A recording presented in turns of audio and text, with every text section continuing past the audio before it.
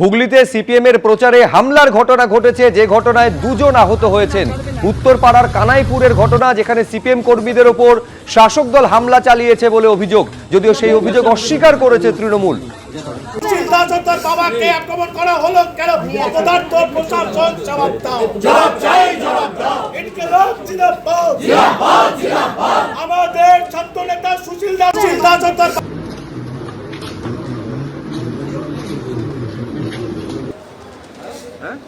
আহত দুই সিপিএম কর্মীকে আনা হয় আরজিকর মেডিকেল কলেজ হাসপাতালে।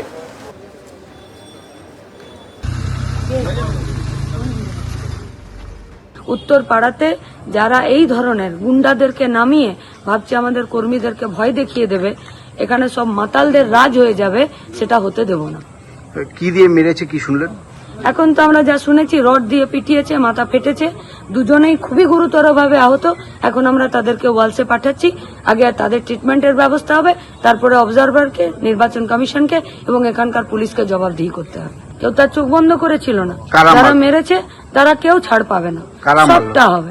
যে পার্টিরই লোক হোক, এত বড় কারো বুকের পাটা হয়ে যায়নি যে কর্মীদেরকে ঘরে ঢুকে এসে মারবে, আর তার জায়গায় পুলিশ আর ইলেকশন কমিশন চুপ করে বসে থাকবে।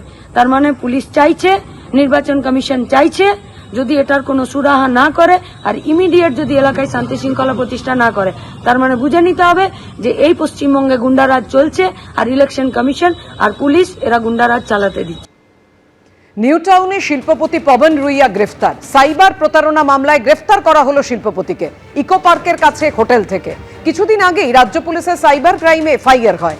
সাইবার প্রতারণা মামলায় নিউ টাউন থেকে গ্রেফতার করা হলো পবন রুইয়াকে। বড় রিটার্নের টোপ দিয়ে প্রায় 93 লক্ষ টাকার প্রতারণার অভিযোগ তার বিরুদ্ধে। KKRMF.APK নামে অ্যাপ ইনস্টল করার পরেই এই প্রতারণার টাকা একাধিক শেল কোম্পানির অ্যাকাউন্টে পৌঁছে যেত। রুইয়া সেন্টার থেকেই চলতো এই প্রতারণার চক্র। পবন রুইয়া সহ একাধিকের বিরুদ্ধে এই প্রতারণার অভিযোগ সামনে এসেছে। লন্ডন যাওয়ার আগেই দিল্লি বিমানবন্দর থেকে রাহুল বর্মাকে গ্রেফতার করা হয়। নদিয়ার হাঁসখালির বিডিও সায়ন্তন ভট্টাচার্যকে সাসপেন্ড করলো নির্বাচন কমিশন। প্রশিক্ষণ কেন্দ্রে আক্রান্ত হন ভোট কর্মী। বিডিওর বিরুদ্ধে হামলায় নেতৃত্ব দেওয়ার অভিযোগ ওঠে। প্রথমে শোকজ করা হয়, আর শোকজের পর বিডিওকেই সাসপেন্ড করলো কমিশন। ভোট কর্মীকে মারধর, আগেই গ্রেফতার দুই সরকারি কর্মী।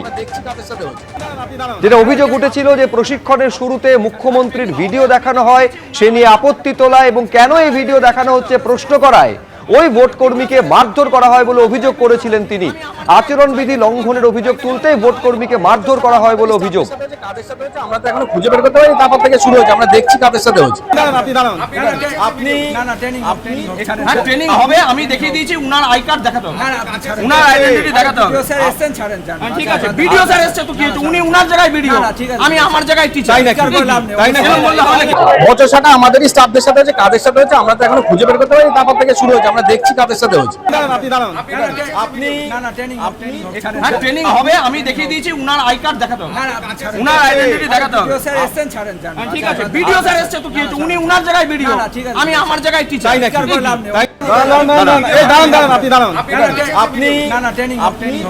ট্রেনিং হবে, আমি দেখিয়ে দিয়েছি, উনার আই কার্ড দেখাতে হবে, উনার আইডেন্টিটি দেখাতে হবে।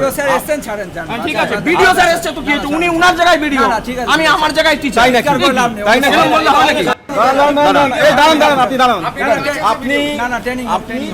ট্রেনিং হবে, আমি দেখিয়ে দিয়েছি, উনার আই কার্ড দেখাতে হবে, উনার আইডেন্টিটি দেখাতে হবে। ঠিক আছে, ভিডিও স্যার এসছে তো কি, উনি উনার জায়গায় ভিডিও, আমি আমার জায়গায় টিচার।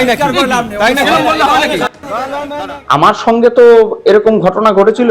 বিডিও সাহেবের সামনেই আমাকে গায়ে হাত দেওয়া হয়েছিল, আমার রক্তপাত হয়েছে, আমাকে মারা হয়েছে, আমাকে প্রাণনাশের হুমকি দেওয়া হয়েছে ব্লক অফিসের কর্মীদের দ্বারা। এবং বিডিও সাহেব আমাকে মানসিক ভারসাম্যহীন পর্যন্ত বলেছেন।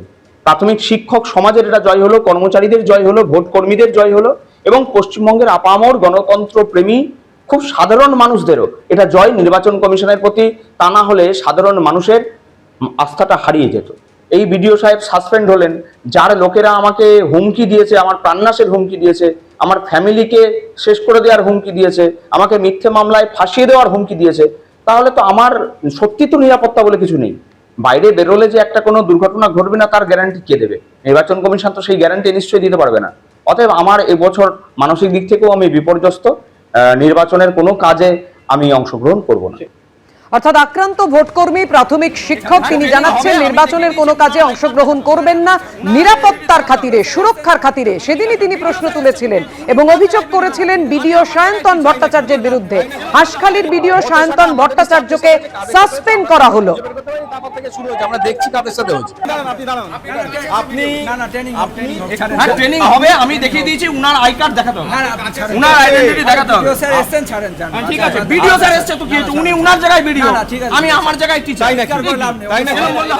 বচসাটা আমি সকাল থেকেই আছি, ঠিক আছে। এবার যদি বলা হয় যে সামনে থেকে আমাদের উপস্থিতিতে মারা হয়, সেটা একদম সম্পূর্ণ মিথ্যা কথা। উপস্থিতি মানে না। আপনি এখনই মাস্টারমশাই বললেন স্যার আমাকে অনেক ভালো করে বুঝিয়েছেন, উনি আমার সাথে কোনো খারাপ ব্যবহার করেন, এক্ষুনি বলছেন, ঠিক আছে।